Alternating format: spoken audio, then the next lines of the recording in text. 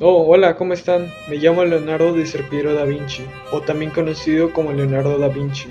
Yo nací el 15 de abril de 1542 en Florencia, Italia.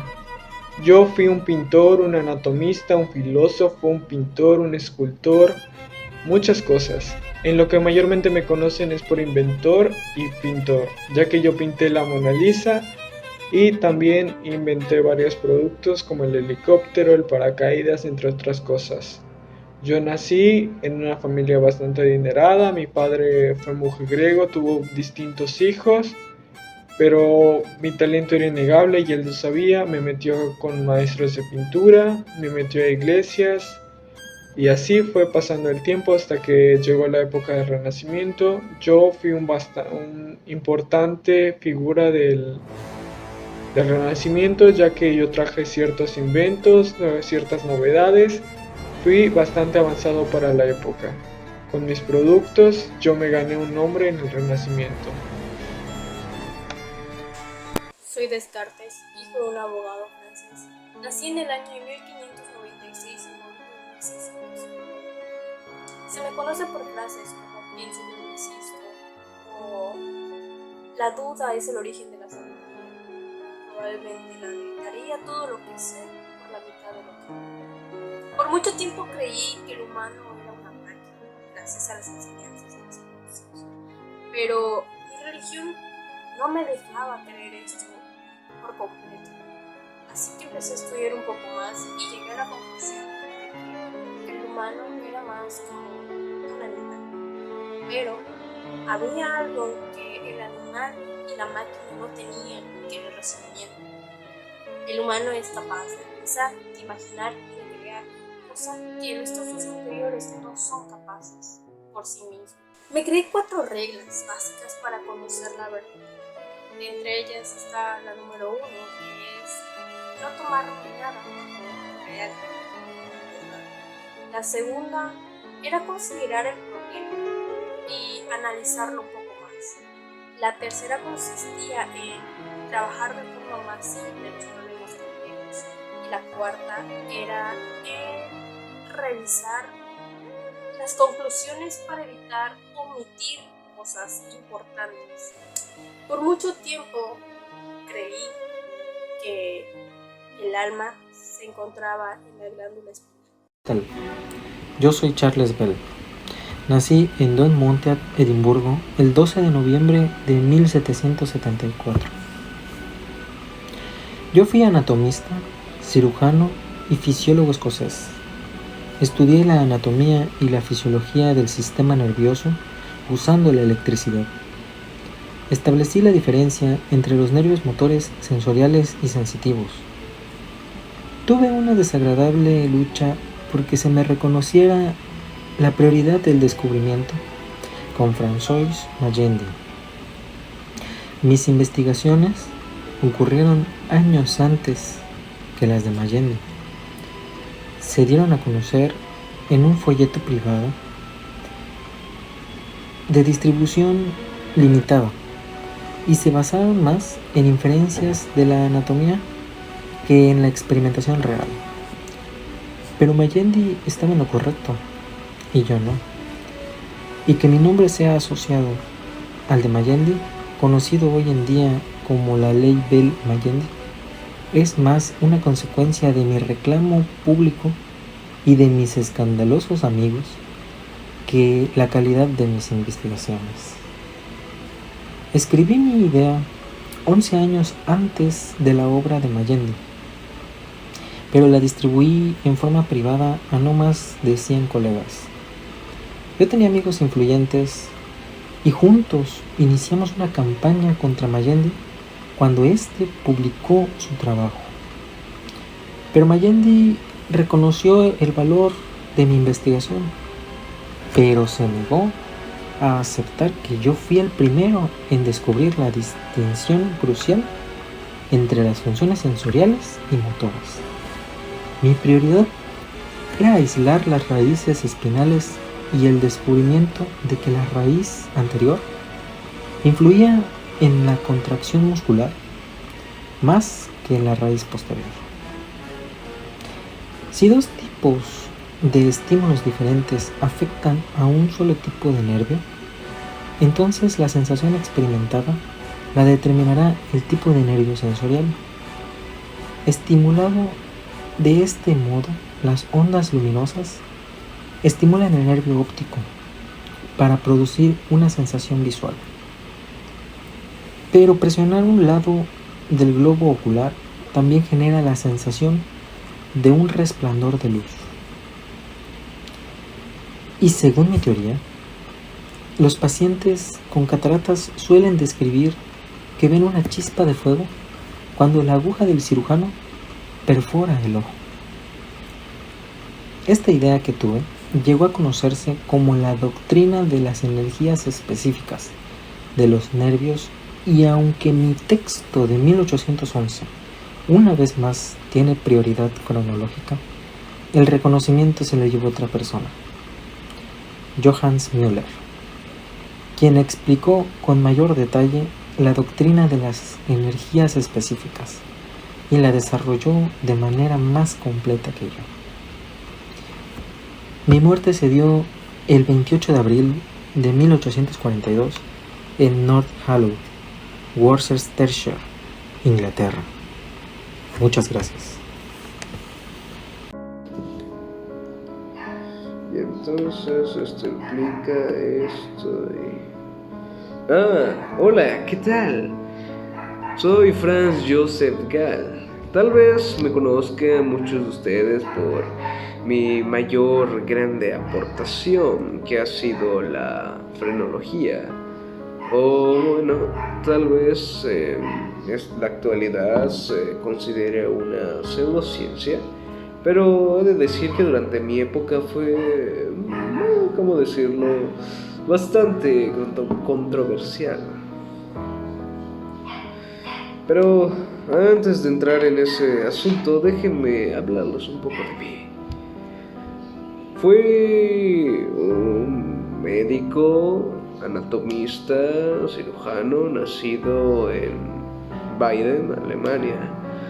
Fui el sexto de 12 hermanos y estudié en la escuela de Weiden, y en 1977 me dediqué a estudiar medicina en Estrasburgo, donde fue principalmente donde surgió mi gusto por la anatomía comparada de el señor Johann Hermann. Y para el 1781 continué con mis estudios en Viena con el señor Maximilian Stolz, donde en el año 1785 recibí mi grado de doctor, mi doctorado en medicina. He de decir, no es por presumir, pero fui el primero en descubrir la materia gris dentro del cerebro y lo que contiene dentro de ella, que para la actualidad se le conoce como cuerpos celulares, si no me equivoco, y también las ramificaciones de materia blanca, que en la actualidad pues son llamados axones, ¿no?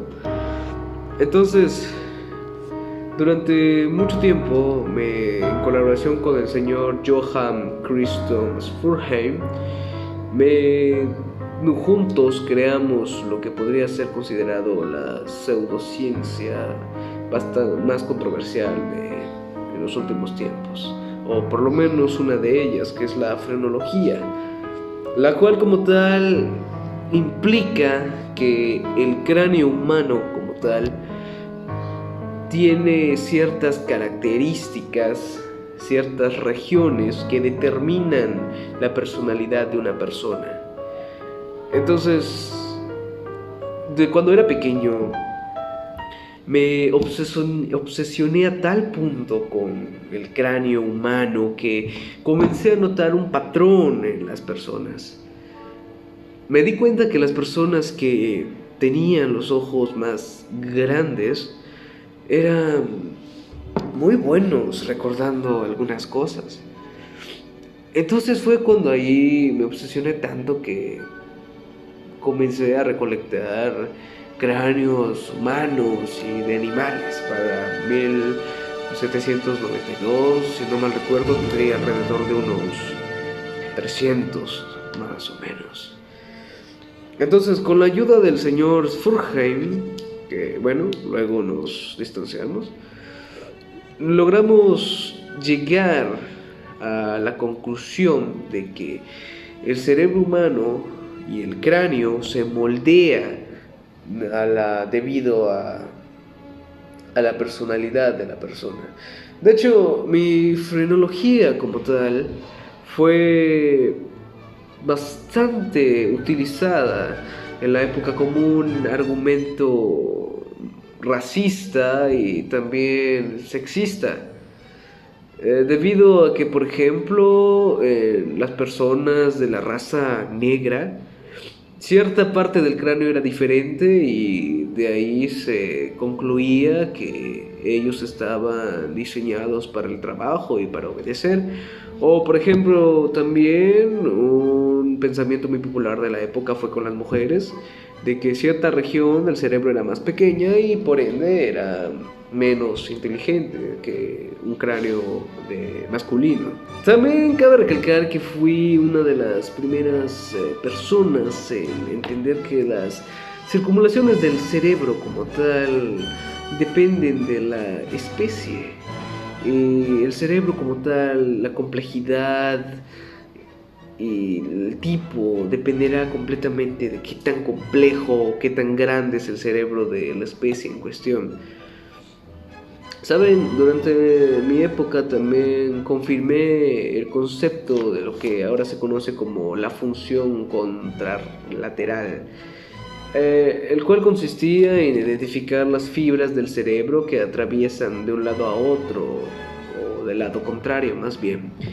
No sé si habrán escuchado que el cerebro, tu hemisferio derecho, controla tu parte izquierda del cuerpo y tu hemisferio izquierdo controla tu parte derecha. Entonces, principalmente esto es lo que se planteó con esta teoría como tal. También cabe recalcar que fui el primero en desarrollar pues lo que sería considerada la psicología comparada, debido a que me centré en los rasgos que se manifiestan en diferentes especies, como lo antes mencionado. Buen día, yo soy Santiago Ramón y Cajal. Nací el 1 de mayo de 1852 en Madrid, España. Me titulé como médico en la Universidad de Zaragoza. Y yo creo que una de mis aportaciones más grandes fue sobre la neurona como unidad básica del sistema nervioso. Yo, a diferencia de Golgi, no lean a Golgi, sus investigaciones son muy malas. Pero a diferencia de él, yo creo que esta unidad no está aparentada físicamente con otras unidades, sino en pequeñas proporciones. Esto me llevó a ganar el premio Nobel en 1906, compartido con Golgi, pero él no se lo merecía. Morí el 17 de octubre de 1934, a los 82 años. Hola, ¿qué tal? Yo soy Otto Lugi. Nací en Frankfurt, Alemania, un 3 de junio de 1873. Morí en la Navidad de 1961 en Nueva York. Fui un fisiólogo alemán. Fui educado en la Universidad de Múnich, en la Universidad de Viena, en la Universidad de Estamburgo. Pertenecí a la Academia Alemana de Ciencias Naturales Leopoldina. También fui miembro de la Academia de Ciencias de Baviera. Fui miembro de la Sociedad Real y se me reconoce por originar la teoría química de la transmisión nerviosa. Comencé los estudios de la misma a partir de una hipótesis de Elliot que defendía que el impulso nervioso se transmitía a través de una sustancia química. Demostré que en el sistema parasimpático la sustancia era la acetilcolina. Henry Hallett Dale aisló esta sustancia, lo que nos llevó a ambos a ganar un premio Nobel en medicina en 1936.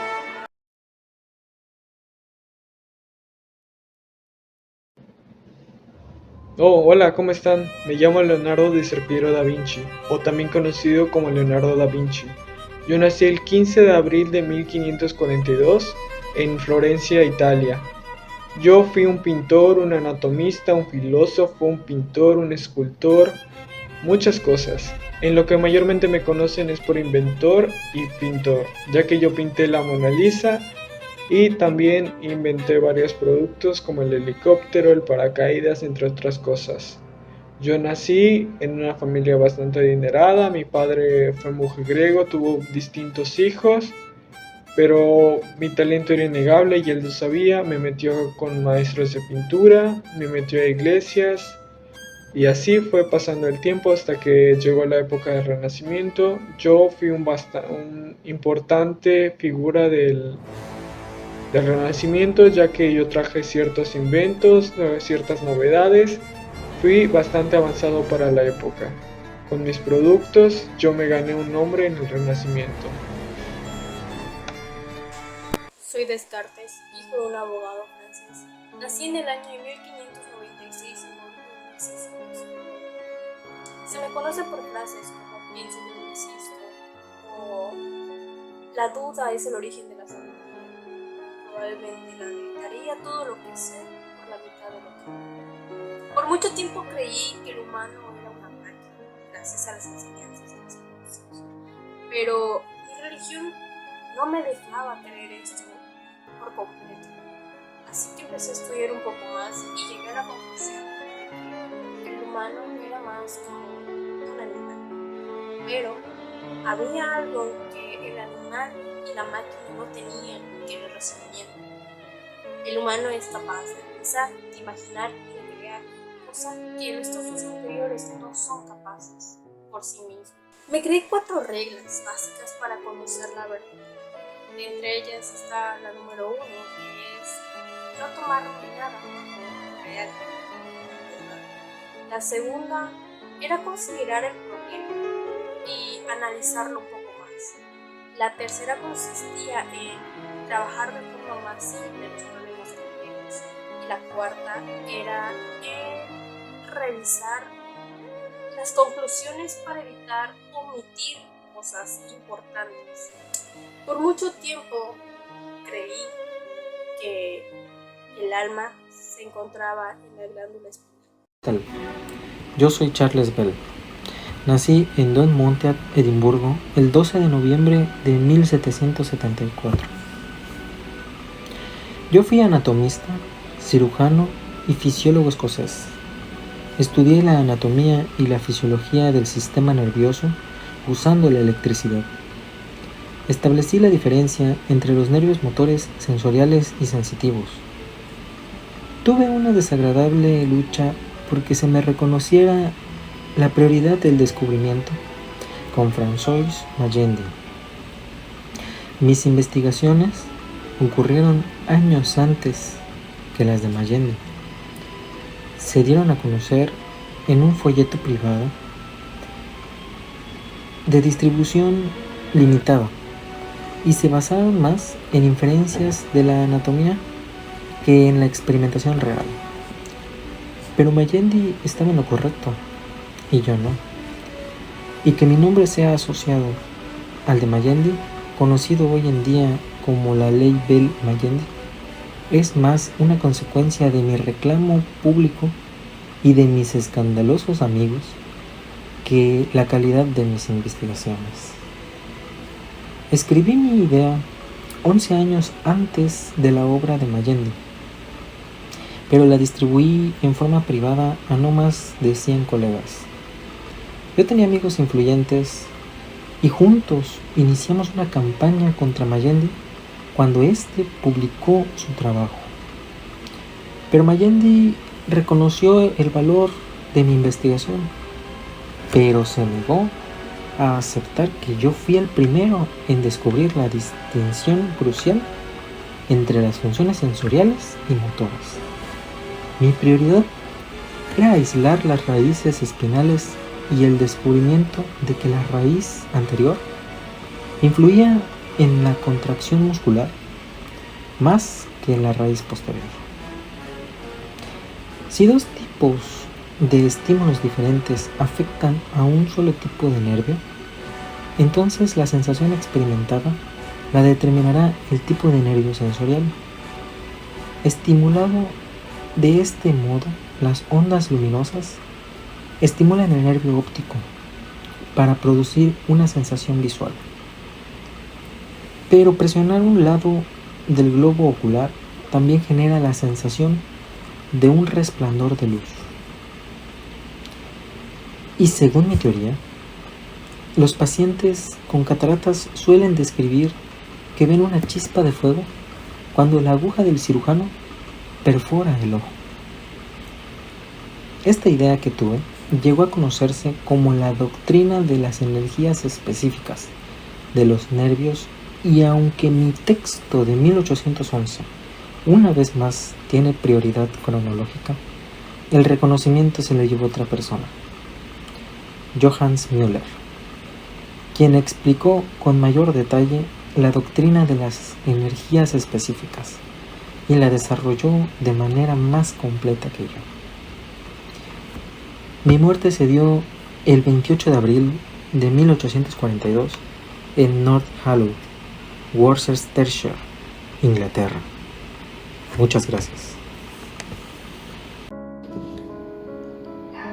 Y entonces esto implica esto y... hola, ¿qué tal? Soy Franz Joseph Gall. Tal vez me conozcan muchos de ustedes por mi mayor grande aportación, que ha sido la frenología. O bueno, tal vez en la actualidad se considere una pseudociencia, pero he de decir que durante mi época fue, ¿cómo decirlo?, bastante controversial. Pero antes de entrar en ese asunto, déjenme hablarles un poco de mí. Fui un médico, anatomista, cirujano, nacido en Weiden, Alemania. Fui el sexto de 12 hermanos y estudié en la escuela de Weiden, y en 1977 me dediqué a estudiar medicina en Estrasburgo, donde fue principalmente donde surgió mi gusto por la anatomía comparada de el señor Johann Hermann. Y para el 1781 continué con mis estudios en Viena con el señor Maximilian Stoltz, donde en el año 1785 recibí mi grado de doctor, mi doctorado en medicina. He de decir, no es por presumir, pero fui el primero en descubrir la materia gris dentro del cerebro y lo que contiene dentro de ella, que para la actualidad se le conoce como cuerpos celulares, si no me equivoco, y también las ramificaciones de materia blanca, que en la actualidad pues son llamados axones, ¿no? Entonces, durante mucho tiempo, en colaboración con el señor Johann Christoph Spurzheim,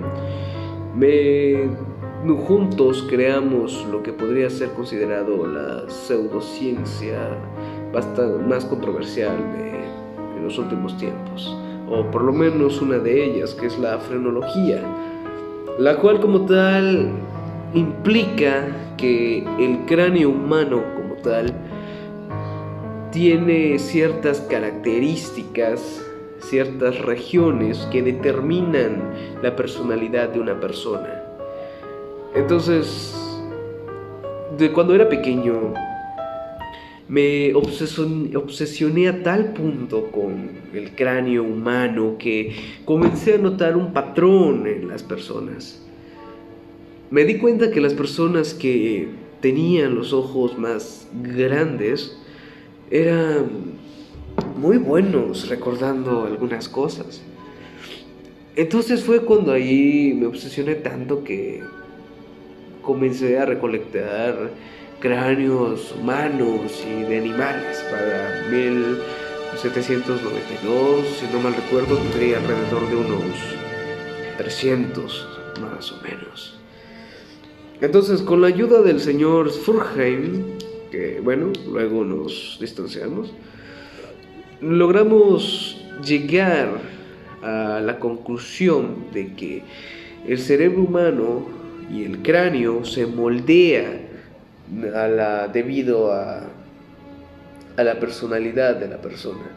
De hecho, mi frenología como tal fue bastante utilizada en la época como un argumento racista y también sexista. Debido a que, por ejemplo, las personas de la raza negra, cierta parte del cráneo era diferente y de ahí se concluía que ellos estaban diseñados para el trabajo y para obedecer. O, por ejemplo, también un pensamiento muy popular de la época fue con las mujeres, de que cierta región del cerebro era más pequeña y por ende era menos inteligente que un cráneo masculino.